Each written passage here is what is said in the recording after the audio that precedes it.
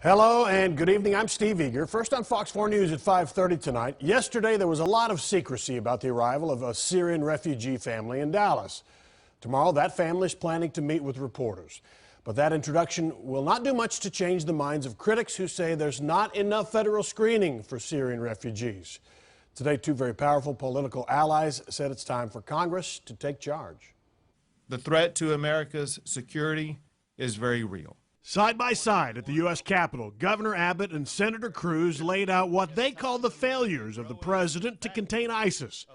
Governor Abbott has fought efforts to resettle Syrian refugees in Texas on the basis of background checks. The FBI director told Congress that the federal government simply cannot conduct effective security checks on Syrian nationals. The White House says the two-year screening for refugees is conducted rigorously by several agencies.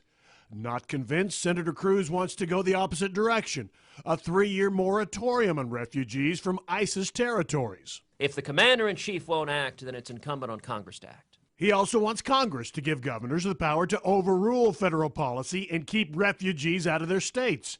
And he wants to send any Americans who fight for ISIS into permanent exile. We should not be allowing ISIS terrorists to come into America with a U.S. passport and wage jihad against innocent citizens. Cruz rejected Donald Trump's call for a ban on all Muslims entering the United States, but he didn't go any further criticizing his presidential rival. Instead, he turned the discussion back to Congress and what he calls a need for action now. We face an enemy who has stated their intention to bring death to America. And we need that same strength of resolve and leadership in the United States to keep our citizens safe.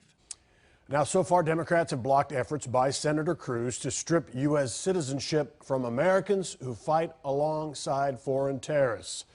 30 other governors have joined Governor Abbott in efforts to block Syrian refugees from being relocated in their specific states.